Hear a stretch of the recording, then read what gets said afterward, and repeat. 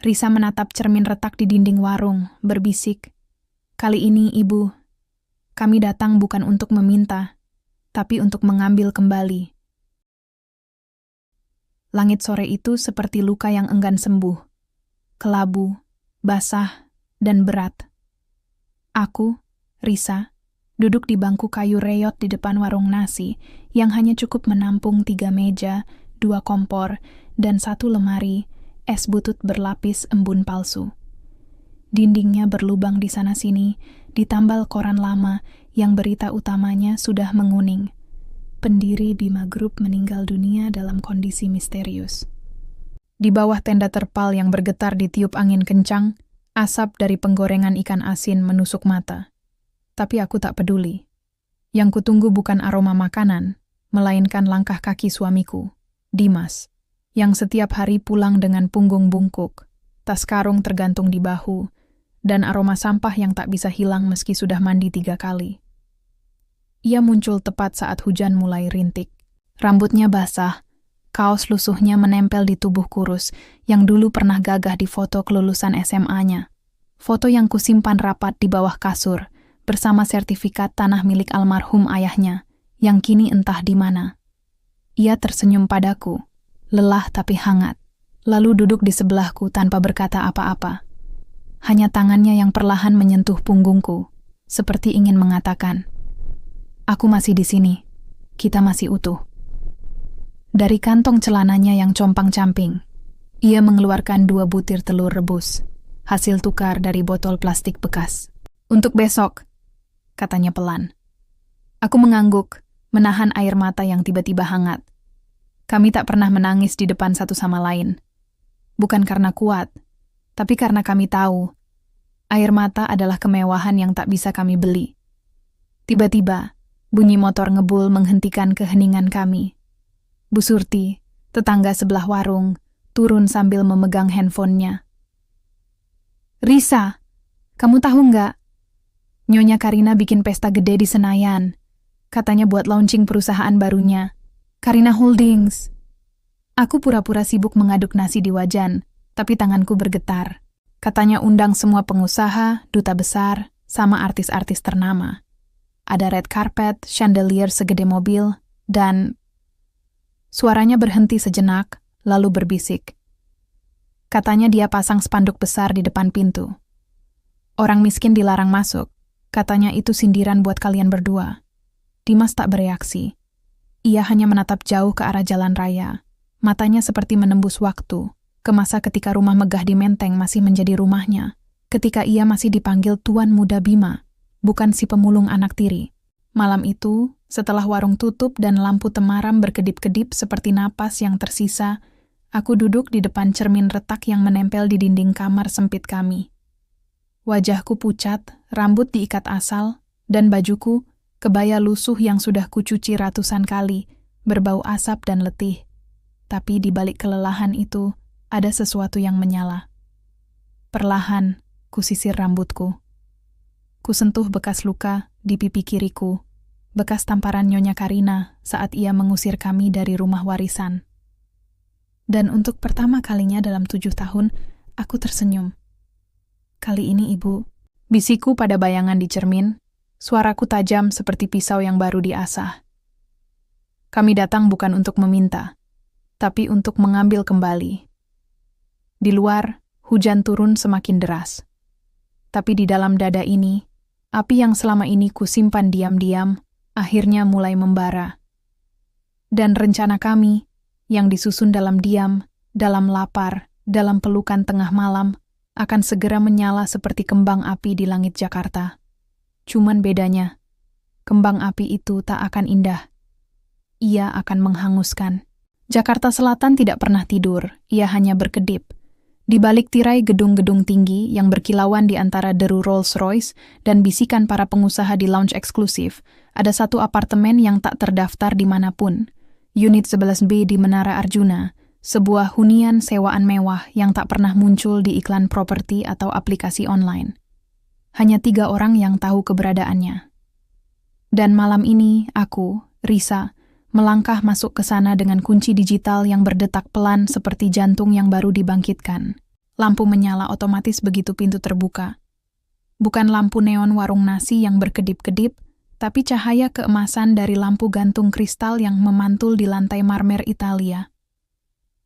Aku melepas sandal jepitku, yang masih berlumpur dari gang sempit tadi, dan menginjak karpet Persia yang lembut seperti pelukan ibu yang lama hilang.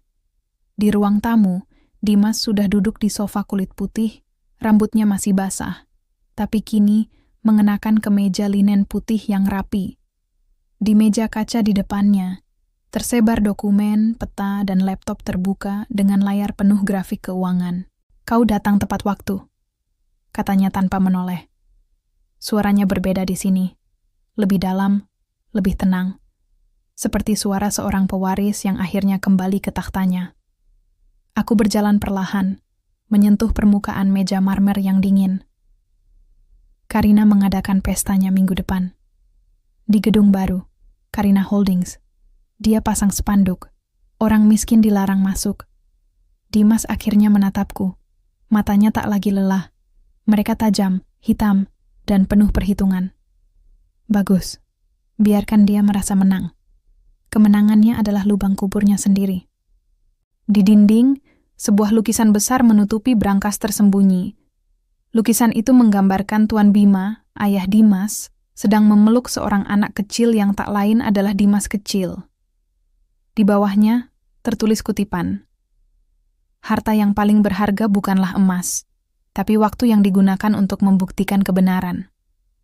Aku berjalan ke kamar tidur utama, sebuah ruangan yang tak pernah kugunakan untuk tidur, tapi untuk menyimpan rahasia. Di dalam lemari pakaian raksasa, tergantung puluhan gaun desainer, Dior, Elisa Ab, bahkan satu dari koleksi eksklusif Oscar de la Renta. Semuanya berwarna merah, warna darah, warna amarah, warna keadilan yang tertunda. Aku menyentuh salah satunya, kain sutra yang dingin dan mulus seperti air. Ini akan kugunakan minggu depan. Bukan sebagai korban, tapi sebagai algojo yang berbalut sutra. "Maya mengirimi ini tadi," kata Dimas, menyodorkan flash drive kecil berwarna ungu, warna favorit sepupuku sejak kecil. Aku mengambilnya, jantungku berdebar pelan. Maya, gadis lugu dengan suara lirih dan senyum manis yang jadi asisten pribadi Nyonya Karina selama 5 tahun terakhir, adalah mata dan telinga kami di dalam sarang ular itu. Di layar laptop, rekaman baru dimulai. Nyonya Karina duduk di ruang kerjanya yang megah, memegang gelas kristal berisi anggur merah. "Kalau Dimas dan istrinya nekat datang ke pestaku," katanya sambil tertawa dingin, "biarkan, aku akan naikkan mereka ke panggung. Lalu kuhancurkan di depan semua orang. Biar semua tahu, keluarga miskin itu sampah, dan sampah tidak punya hak atas warisan Bima." Rekaman berhenti. Aku menutup mata sejenak, lalu membukanya kembali. Kali ini lebih tajam. "Dia lupa satu hal," bisiku, "bahwa sampah bisa membakar istana." Dimas berdiri, berjalan ke balkon. Di bawah, Jakarta berkilau seperti lautan berlian. Tapi kami tahu, berlian itu dibangun di atas kebohongan, penipuan, dan dosa yang disembunyikan. "Kita hidup seperti ini bukan karena tak mampu keluar," katanya. Suaranya tenang tapi penuh kepastian. "Kita bertahan di lumpur agar dia tak curiga, agar dia merasa aman, dan ketika dia paling lengah, kita cabut napasnya." Aku kembali ke ruang utama, membuka laci rahasia di bawah meja rias. Di dalamnya, tersimpan surat perwalian dari firma hukum internasional yang tak terlacak. Surat yang menyatakan bahwa seluruh aset warisan Tuan Bima, termasuk saham, properti, dan paten teknologi, telah dialihkan ke trust yang hanya bisa diakses oleh Dimas setelah bukti kejahatan Karina terkumpul lengkap. Kami bukan miskin, kami sedang berburu. Dan pemburu yang baik selalu berpura-pura jadi mangsa. Sebelum tidur, aku membuka kotak kayu kecil di bawah tempat tidur. Di dalamnya ada satu benda. Kotak hadiah merah berlapis beludru dengan pita emas yang belum pernah diikat. Belum waktunya. Tapi sebentar lagi. Minggu depan, kotak ini akan menjadi kado ulang tahun kematian Nyonya Karina. Aku memandang keluar jendela. Langit Jakarta mulai memudar, berganti dari jingga ke ungu. Di kejauhan, terlihat siluet gedung Karina Holdings, menjulang tinggi, megah, dan rapuh seperti istana kartu. Dan malam itu, untuk pertama kalinya dalam 7 tahun, aku tidur tanpa mimpi buruk. Karena mimpi buruk itu akan menjadi kenyataan miliknya. Pagi itu, Jakarta bangun dengan nafas berat. Udara panas, langit mendung, dan bau knalpot yang menyatu dengan harum parfum mahal dari para eksekutif yang bergegas ke kawasan bisnis. Tapi di gang sempit di pinggiran kota, di antara gerobak bakso dan tumpukan karung plastik, hanya ada 2 orang yang tahu. Hari ini bukan hari biasa. Hari ini adalah hari penghakiman. Aku berdiri di depan cermin retak di kamar sempit kami, mengenakan baju terbaik yang kami miliki, kemeja putih bersih dan celana hitam sederhana. Dimas di sampingku, rambutnya disisir rapi, sepatunya disemir meski solnya sudah tipis. Kami terlihat seperti pasangan miskin yang nekat datang ke pesta orang kaya. Dan memang, itulah yang ingin kami tunjukkan, untuk terakhir kalinya. Kau yakin? Tanyaku pelan, suara gemetar tak karena takut, tapi karena adrenalin yang telah lama tertahan. Dimas menatapku, lalu menggenggam tanganku erat. Kita bukan datang untuk dipermalukan, Risa. Kita datang untuk mengakhiri sandiwara ini. Tak ada undangan di tangan kami. Tak ada nama di daftar tamu. Tapi kami tahu, Nyonya Karina sengaja tidak mengundang kami, karena ia ingin kami datang tanpa diundang, agar ia punya alasan untuk mempermalukan kami di depan ratusan pasang mata. Ketika mobil angkot berhenti di depan gedung Karina Holdings, napasku tertahan. Bangunan itu menjulang seperti menara kemenangan, kaca-kaca tinggi berkilau, pintu otomatis emas, dan di atas atap, tulisan neon raksasa, Karina Holdings, The Future, Redefined. Tapi yang paling menusuk mata bukan itu. Di depan pintu utama, berdiri sebuah standing banner setinggi 3 meter, berlatar merah menyala dengan huruf emas yang seolah menertawai kami. Acara eksklusif untuk kelas atas keluarga miskin dilarang masuk. Jangan rusak kemewahan ini dengan kebutuhanmu. Di bawahnya, tertulis kecil. Inspirasi dari kisah nyata. Bagaimana orang miskin mencoba naik kelas tapi lupa tempatnya. Kerumunan tamu yang berpakaian kutur tertawa. Seorang wanita berkalung berlian mengambil foto kami dengan ponselnya, lalu berbisik pada temannya, "Lihat, itu anak tiri Nyonya Karina, si pemulung. Ternyata berani datang, ya?" Dimas tidak bereaksi. Ia hanya menarik napas dalam, lalu melangkah maju. Penjaga keamanan, berbadan tinggi, berwajah keras, langsung menghalangi. "Maaf, ini acara tertutup. Hanya tamu VIP. Kami ingin memberikan hadiah," kataku. Suaraku tenang, tapi tajam seperti pisau yang baru diasah. "Hadiah? Untuk siapa?" "Untuk Nyonya Karina. Dari anak dan menantunya yang miskin ini." Beberapa tamu mendengar. Tawa kecil terdengar. Seorang pria berkumis tebal bahkan bertepuk tangan sarkastis. "Wah, kasihan banget. Bawa hadiah pakai plastik kresek nih." Aku mengabaikannya. Dari dalam tas kain sederhana, kusorongkan sebuah kotak, kecil, merah menyala, berlapis beludru, dengan pita emas yang kusimpul sendiri tadi malam. Kotak itu terlihat asing di antara kemewahan sekitar, seperti darah di atas salju. "Tolong serahkan ke Nyonya Karina di atas panggung," kataku. "Katakan ini dari kami, dan katakan, kami ucapkan selamat." Penjaga itu ragu, tapi sorot mataku membuatnya mundur selangkah. Ia membawa kotak itu masuk. Di dalam, musik orkestra mengalun lembut. Di luar, hujan mulai rintik, seperti langit ikut menangis atas keangkuhan yang akan segera runtuh.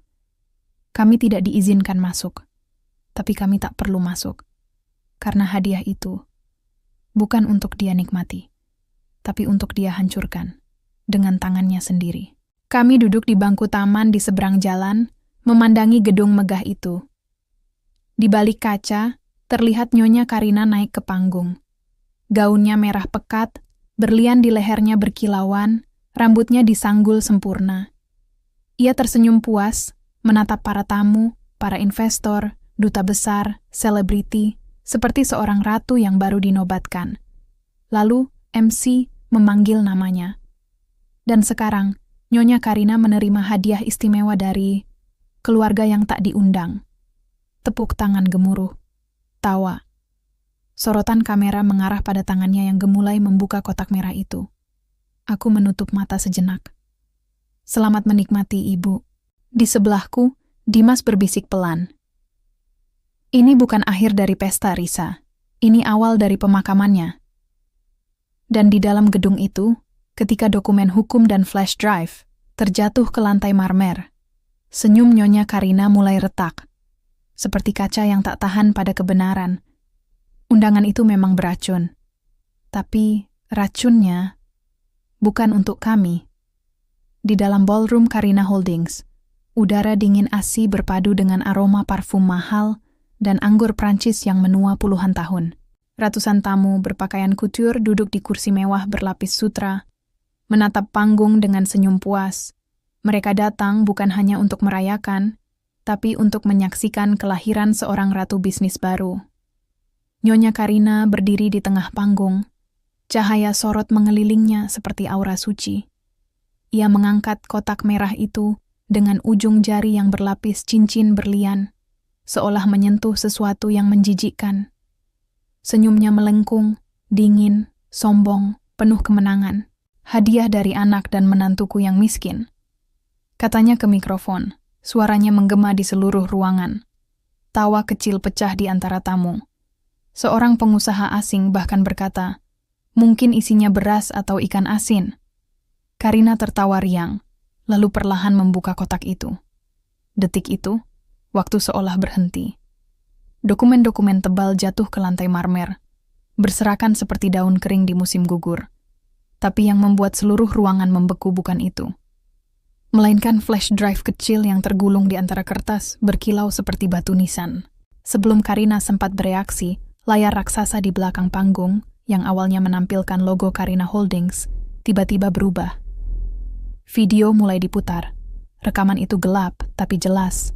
Ruang kamar rumah sakit. Tuan Bima terbaring lemah di ranjang, infus menempel di lengannya. Dan di sampingnya, dengan jas lap putih dan sarung tangan, berdiri Nyonya Karina. Dokter bilang, obat ini akan mempercepat pemulihan, bisiknya, suaranya lembut palsu. Lalu, dengan gerakan tenang, ia menyuntikkan cairan bening ke dalam kantong infus. Tapi, ini bukan obat kan, Bu?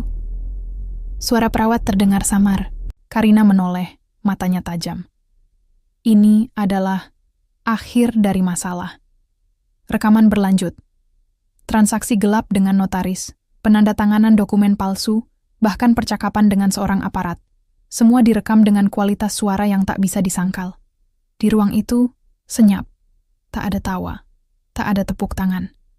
Hanya suara napas yang tertahan dan detak jam dinding yang tiba-tiba terasa seperti palu vonis.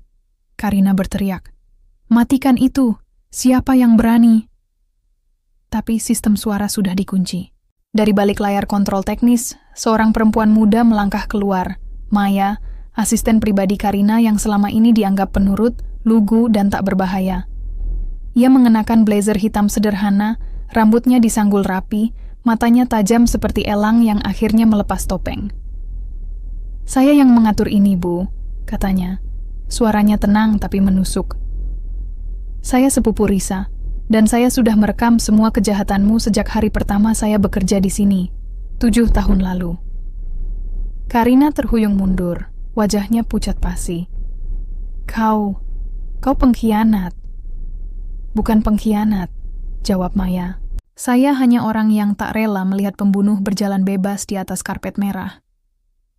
Di luar, sirene polisi mulai terdengar. Pelan, lalu menggema, semakin dekat. Tamu-tamu mulai panik. Seorang investor Jepang berdiri, suaranya gemetar. "Saya menarik seluruh investasi. Sekarang juga." Yang lain menyusul. Meja-meja didorong, gelas pecah. High heels berlarian di lantai marmer. Kemewahan yang dibangun dalam dusta, runtuh dalam hitungan menit. Dan di tengah kekacauan itu, pintu ballroom terbuka lebar. Dimas melangkah masuk, tidak lagi dengan pakaian lusuh, tapi setelan jas hitam yang rapi, rambutnya tersisir ke belakang. Postur tubuhnya tegak seperti Hujan mulai turun ketika Nyonya Karina digiring keluar oleh 2 orang polisi berbadan tegap. Bukan hujan rintik, tapi deras, seperti langit Jakarta akhirnya mencurahkan amarah yang selama ini ditahan. Air menghantam atap tenda merah yang dipasang untuk pesta, mengalir deras di sepanjang karpet yang kini diinjak oleh sepatu-sepatu panik para tamu yang berlarian menyelamatkan martabat mereka. Di dalam ballroom, suasana berubah dari pesta megah menjadi aula pengadilan darurat. Petugas KPK dan tim forensik ekonomi telah menguasai ruangan. Komputer disita, brankas dibongkar, dan dokumen-dokumen rahasia ditumpuk dalam kardus bertuliskan Bukti Kasus KH So 1. Aku berdiri di samping Dimas, masih mengenakan gaun merah yang kini basah di ujungnya oleh air hujan yang masuk lewat pintu terbuka. Tapi aku tak peduli. Mataku tertuju pada satu hal. Nyonya Karina yang kini duduk di bangku kayu di sudut ruangan, tangan terborgol, riasan luntur, rambutnya acak-acakan. Seperti boneka mewah yang baru saja dibuang ke selokan. Seorang reporter TV swasta mendekat, mikrofonnya hampir menyentuh wajahku. Bu Risa, benarkah Nyonya Karina membunuh suami Anda, Tuan Bima? Aku menggeleng pelan. Tuan Bima adalah ayah suamiku. Dan ya, rekaman itu bukan rekayasa. Itu bukti yang kami kumpulkan selama 7 tahun. Di belakangku, Dimas naik ke panggung, tempat yang tadi dipakai Karina untuk menjulang diri. Kini, ia berdiri di sana bukan sebagai korban, tapi sebagai pewaris sah yang kembali menuntut haknya. Hadirin sekalian, katanya. Suaranya tenang tapi menggema di ruangan yang kini sunyi. Nama saya Dimas Bima, anak kandung dari almarhum Tuan Bima, pendiri Bima Group. Dan berdasarkan surat utang yang saya pegang, yang Nyonya Karina jual secara ilegal kepada sindikat luar negeri tanpa izin pemegang saham, saya kini adalah kreditur terbesar Karina Holdings. Gelombang syok menyebar, beberapa investor saling berpandangan, wajah mereka pucat. Salah seorang pengusaha tua berdiri, suaranya bergetar, jadi, selama ini kami berinvestasi di perusahaan yang pemilik sahnya justru diusir seperti sampah. Dimas mengangguk. Dan kini, karena Karina Holdings dinyatakan dalam status gagal bayar dan terlibat tindak pidana, saya berhak mengajukan pengambilalihan aset melalui mekanisme hukum kepailitan. Maya, yang kini berdiri di samping meja kontrol, menyerahkan satu folder tebal kepada perwakilan pengadilan. Ini daftar lengkap aset yang diklaim Nyonya Karina, termasuk gedung ini, merek dagang, dan semua rekening perusahaan. Semua dokumen kepemilikan aslinya telah kami kumpulkan. Seorang hakim pengawas yang hadir atas permintaan darurat langsung menandatangani surat penyegelan sementara. Stiker merah besar ditempel di pintu lift, di brankas, di ruang server, semua tertulis. Di bawah pengawasan pengadilan, dilarang diakses. Di luar, polisi menutup pintu gerbang utama. Tak ada yang boleh keluar atau masuk tanpa izin resmi. Dan di tengah kekacauan itu, satu hal mengejutkan terjadi. Seorang perempuan tua berambut putih, mengenakan kebaya lusuh dan selendang compang-camping, muncul dari balik kerumunan. Ia menatap Karina dengan mata berkaca-kaca. "Ibu?" Karina berteriak, suaranya pecah. "Ibu datang?" Tapi perempuan tua itu tak menjawab. Ia hanya menatapnya, lalu perlahan berbalik, dan berjalan mendekati kami. "Kalian, anak-anak Bima?" Tanyanya suaranya serak. Aku mengangguk. "Iya, Bu." Air matanya jatuh. "Maafkan aku. Aku tahu semua yang dia lakukan, tapi aku takut. Aku lemah." Dimas memegang tangannya dengan lembut. "Tak apa, Bu. Yang penting, Ibu selamat." Perempuan itu, ibu kandung Nyonya Karina, sekaligus ibu tiri Dimas, lalu menatap Karina yang duduk terpaku. "Kau pikir kekayaan itu kekuatan?" "Tidak. Kekuatan itu justru pada mereka yang tetap manusia, meski diinjak-injak." Karina menunduk. Untuk pertama kalinya ia tak punya kata, tak punya senyum palsu, tak punya rencana licik. Ia hanya punya penyesalan, dan itu jauh lebih berat dari borgol di tangannya. Malam itu, Media nasional dan internasional membanjiri gedung itu.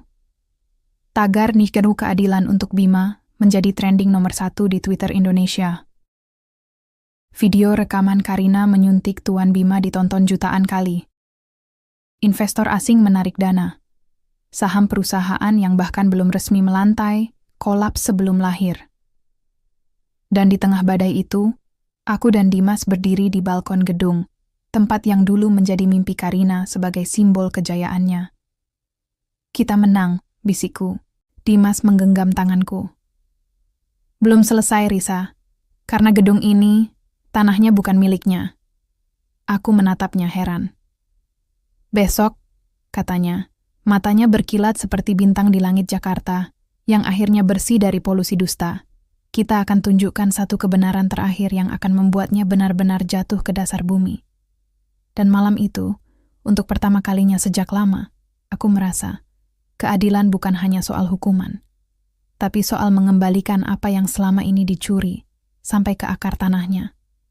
Pagi itu, Jakarta terbangun dengan udara yang aneh, ringan, seperti beban berat yang tiba-tiba diangkat dari pundak kota. Langit biru cerah, langka untuk ibu kota yang biasanya diselimuti asap dan kabut dusta. Tapi di kantor Badan Pertanahan Nasional, BPN, Jakarta Pusat, ketegangan justru menggumpal seperti awan badai yang siap meledak. Aku dan Dimas duduk di ruang tunggu VIP, diapit oleh 2 pengacara dari firma hukum internasional yang selama ini menjadi perwalian rahasia warisan Tuan Bima.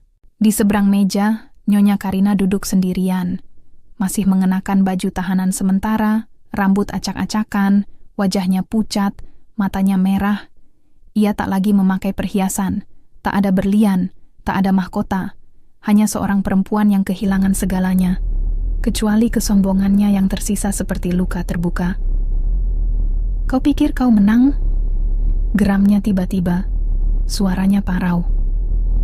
Kau boleh ambil perusahaanku, hancurkan reputasiku, bahkan penjarakanku. Tapi tanah itu tetap milikku.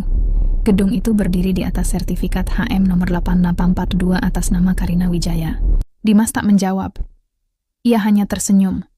Senyum yang tenang, penuh keyakinan, seperti orang yang tahu rahasia terakhir dari sebuah legenda. Pintu ruang rapat terbuka. Seorang pejabat BPN masuk, diikuti notaris senior dan 2 saksi ahli dari Kementerian ATR BPN. Di tangannya, sebuah map biru tebal bertuliskan, sengketa tanah, sertifikat palsu, kasus KH01. Baik, kata pejabat itu, suaranya tegas. Kami telah melakukan verifikasi forensik terhadap sertifikat tanah HM 8842 yang diklaim Nyonya Karina Wijaya atas lahan seluas 12.000 meter persegi di kawasan Senayan. Ia membuka map. Hasil pemeriksaan menunjukkan bahwa sertifikat tersebut palsu. Cap, tanda tangan, bahkan nomor register tidak terdaftar di Arsip Nasional. Lebih jauh, tanah tersebut ternyata telah dialihkan secara hibah oleh almarhumah Nyai Ratna, ibu kandung Tuan Bima, kepada suaminya, Tuan Bima, pada tahun 1998 dengan akta otentik yang sah dan terdaftar di BPN. Nyonya Karina terhuyung. Tidak mungkin. Aku punya sertifikatnya. Aku bayar miliaran untuk itu. Kau membeli dari notaris palsu. Potong Dimas. Akhirnya berbicara. Notaris yang kau suap untuk memalsukan dokumen setelah kematian ayahku. Tapi kau lupa satu hal. Tanah warisan keluarga Bima tidak pernah dijual. Ibu kandungku, Nyai Ratna, mewariskannya secara langsung kepadaku melalui surat wasiat tertutup yang baru bisa dibuka setelah bukti kejahatanmu terungkap. Pejabat BPN menyerahkan satu dokumen asli, bersegel emas, bertinta basah, kepada Dimas. Berdasarkan putusan administratif darurat hari ini, seluruh kepemilikan atas tanah tersebut dinyatakan sah milik Tuan Dimas Bima. Segala bangunan di atasnya, termasuk gedung Karina Holdings, kini berdiri di atas tanah yang secara hukum bukan milik pengembang. Ruangan sunyi. Bahkan detak jam dinding seolah berhenti. Nyonya Karina jatuh dari kursinya. Ia merangkak, mencoba meraih dokumen itu, tapi dihentikan oleh petugas. Tidak, aku bangun semuanya di sana. Aku punya hak. Kau punya hak atas tanah yang kau curi, kataku, suaraku tenang tapi menusuk. Tapi hukum tak mengakui pencuri sebagai pemilik. Sore harinya, kami kembali ke gedung Karina Holdings, yang kini benar-benar kosong. Investor telah pergi. Karyawan di PHK. Logo di atap telah diturunkan. Hanya tersisa kerangka megah yang kini terasa seperti makam mewah. Di bawah hujan ringan, Nyonya Karina berdiri di trotoar, memeluk tas kecil berisi pakaian ganti. Satu-satunya barang yang boleh dibawa dari tahanan sementara. Ia menatap gedung itu, matanya kosong. Ini tanahku, bisiknya, suara hampir tak terdengar. Bukan, kata Dimas, berdiri di depan pintu utama. Ini tanah ayahku. Dan sekarang, tanah kami. Ia memasukkan kunci digital ke panel pintu. Pintu terbuka.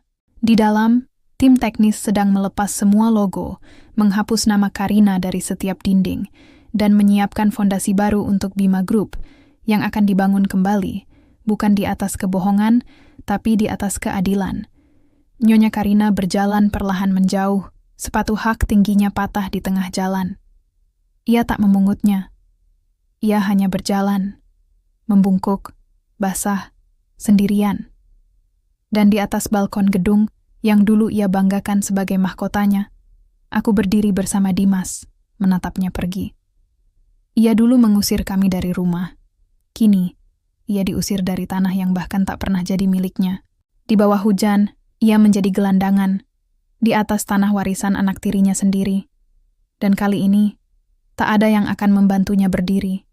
Karena dunia tak berpihak pada mereka yang membangun istana di atas kuburan orang lain. 2 minggu setelah kejatuhan Nyonya Karina, Jakarta masih berbisik, tapi kini bukan bisikan tentang kemewahan atau skandal, melainkan tentang keadilan yang akhirnya menemukan jalannya. Di warung kopi, di angkot, bahkan di grup WhatsApp keluarga, nama Dimas dan Risa jadi simbol harapan bahwa orang kecil bisa menang selama mereka tak kehilangan kebenaran. Pagi itu, kami duduk di studio televisi nasional, bukan sebagai tamu biasa, tapi sebagai narasumber utama dalam program khusus, Wajah Keadilan di Tengah Ketimpangan. Aku mengenakan kebaya modern berwarna gading, sederhana tapi anggun. Dimas di sampingku mengenakan setelan jas berwarna abu-abu lembut, tanpa dasi, karena katanya, kita tak perlu ikatan buatan untuk membuktikan kejujuran. Presenter, seorang jurnalis senior yang dikenal tak berkompromi, membuka dengan pertanyaan yang menusuk. Risa, selama 7 tahun kalian hidup dalam kemiskinan ekstrem, sementara Nyonya Karina hidup di istana. Mengapa tak menuntutnya lebih dini? Mengapa menunggu sampai pesta itu?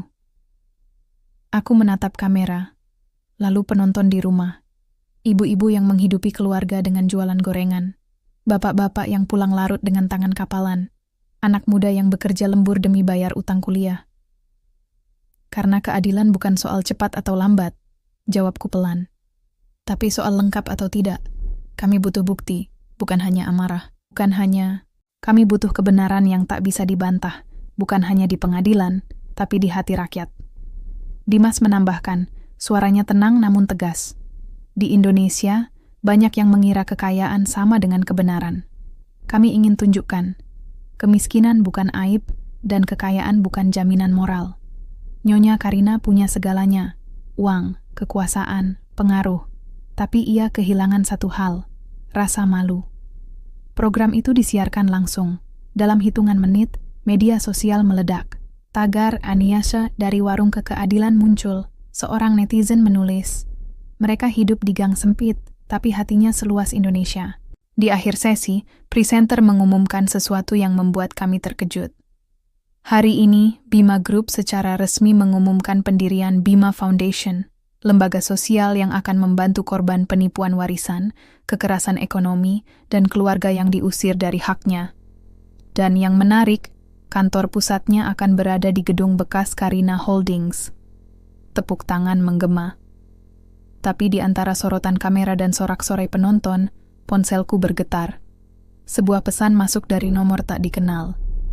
Risa, ini Ibu Karina, ibunya Karina. Aku sakit. Aku ingin ketemu. Aku tahu kau tak wajib datang.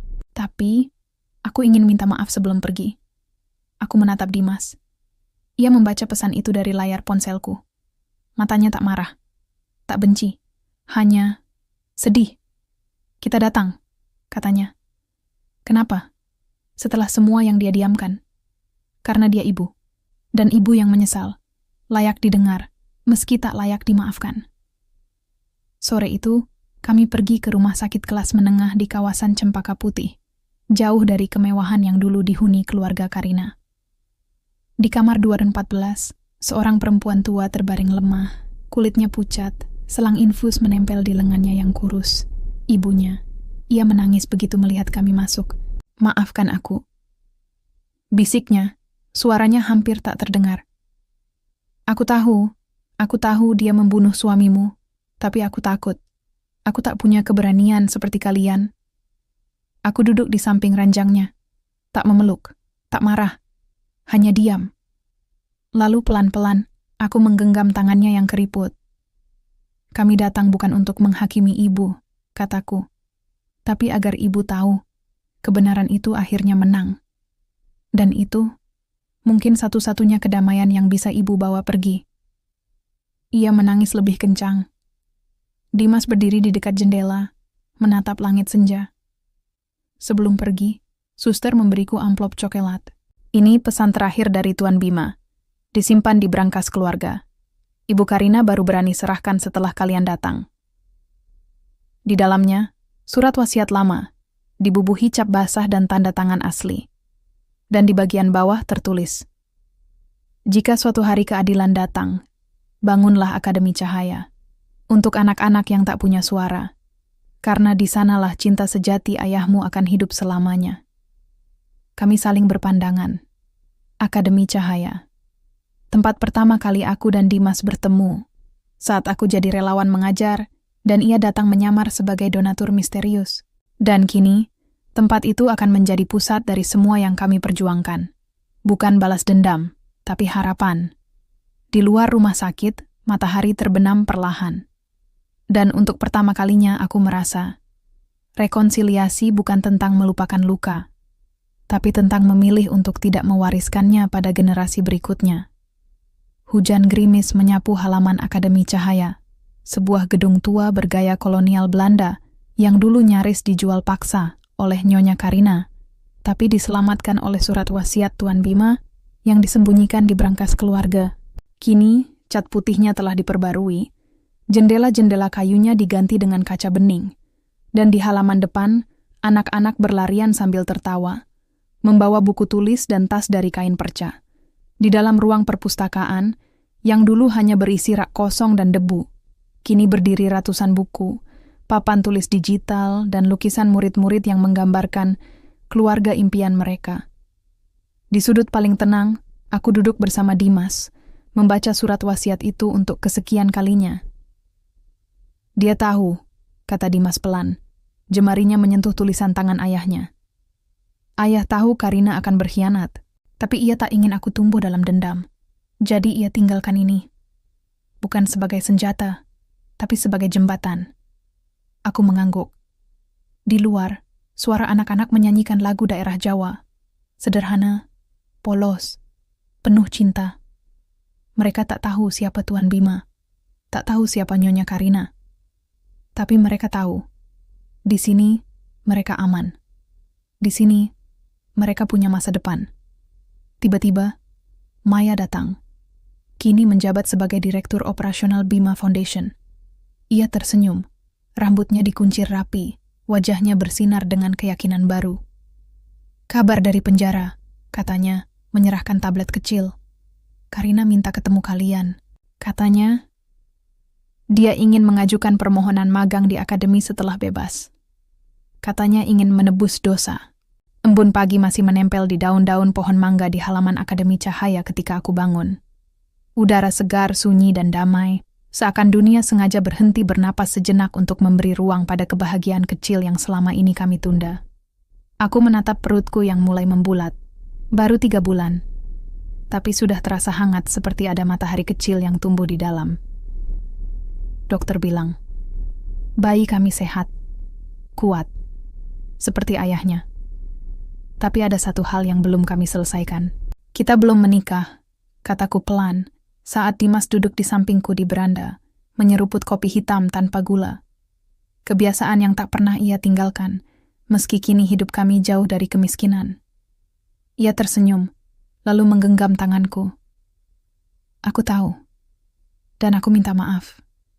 Dulu, kita tak punya uang untuk akad, tak punya tempat, bahkan tak punya cincin. Tapi sekarang kita punya semuanya, jawabku. Dan aku ingin anak kita lahir dari ikatan yang sah. Bukan hanya di mata hukum, tapi di mata Tuhan dan orang-orang yang kita cintai. Ia menatapku lama. Matanya berkilat, bukan karena sedih, tapi karena terharu. Kalau begitu, katanya, kita menikah di sini, di akademi, di tempat cinta kita, pertama kali berani bersuara. Berita itu menyebar cepat, bukan lewat undangan mewah atau media sosial, tapi lewat mulut ke mulut anak-anak, guru-guru, dan warga sekitar. Bu Risa dan Pak Dimas mau menikah di halaman sekolah. Tak ada gaun pengantin ribuan lapis, tak ada karpet merah atau chandelier. Yang ada hanyalah tenda putih sederhana yang dipasang di bawah pohon flamboyan, bunga melati yang diikat dengan tali rafia oleh tangan-tangan kecil murid-murid, dan sepasang kursi kayu yang diukir oleh tukang kayu desa, hadiah dari warga. Aku mengenakan kebaya putih buatan ibu salah satu murid. Dibuat dari kain sisa, dijahit dengan cinta selama 7 malam berturut-turut. Rambutku dihiasi bunga kamboja putih. Di jari manisku, cincin sederhana dari perak, ditempa dari logam bekas yang dulu Dimas temukan di tempat sampah, lalu dibentuk ulang menjadi simbol. Dari yang dibuang, lahir yang berharga. Dimas mengenakan beskap Jawa berwarna hitam pekat dengan kain lurik yang dulu sering dipakai ayahnya. Di dadanya, tersemat lencana kecil berbentuk buku, lambang Akademi Cahaya. Maya jadi saksi pernikahan kami. Ia menangis saat Kiai membaca ijab kabul. Saya terima nikahnya Risa binti Suryadi dengan mas kawin seperangkat alat salat dan cincin perak. Dibayar tunai, kata Dimas. Suaranya bergetar. Dan di tengah tepuk tangan riang anak-anak yang melemparkan kelopak bunga, aku merasa, ini bukan akhir dari perjuangan. Tapi, kelahiran baru dari cinta yang pernah dihina, direndahkan, dan dianggap tak layak. Kini berdiri tegak di atas tanah yang dulu direbut dengan dusta. Setelah akad, para tamu, guru, murid, mantan pemulung, ibu-ibu penjual nasi bungkus, duduk lesehan di atas tikar pandan, menikmati nasi tumpeng sederhana dengan lauk tempe dan ayam kampung. Tak ada sampahnya. Tapi tawa mereka lebih mewah dari denting kristal di pesta Karina dulu. Di tengah keramaian, seorang anak perempuan kecil, murid kelas 3, mendekatiku, memegang secarik kertas.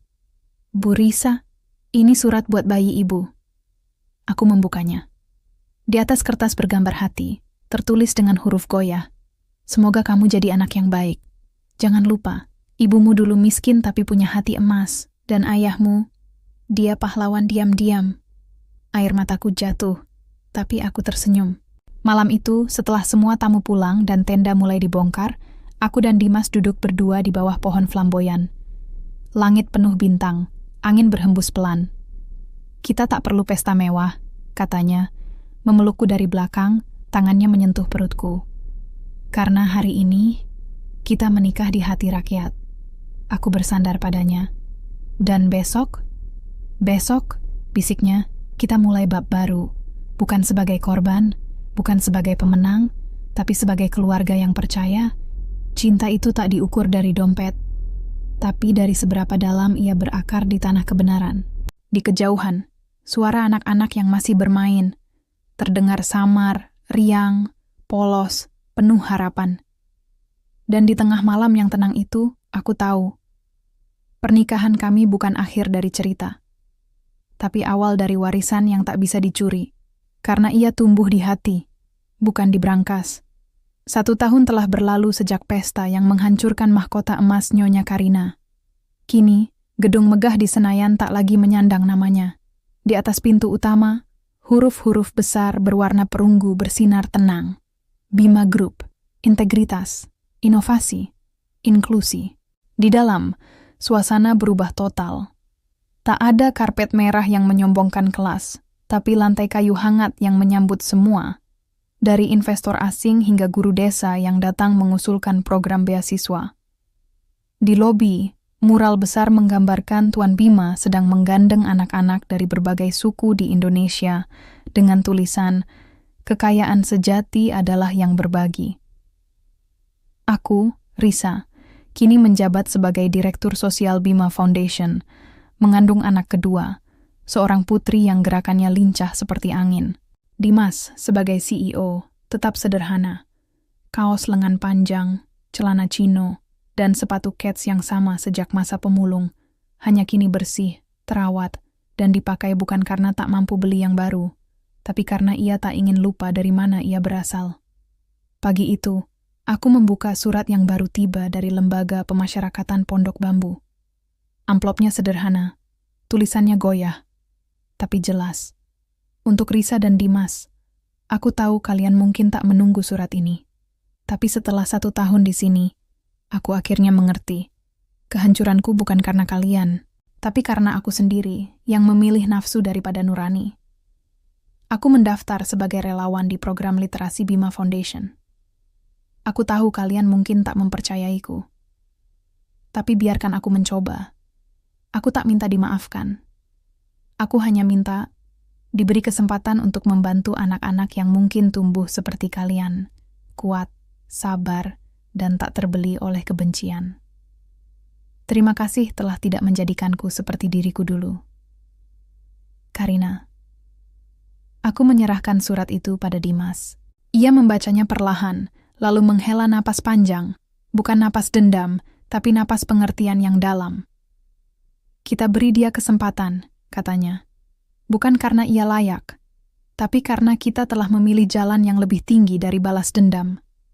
Siang itu, aku kembali ke apartemen rahasia di Menara Arjuna, tempat pertama kali kami merancang balas dendam.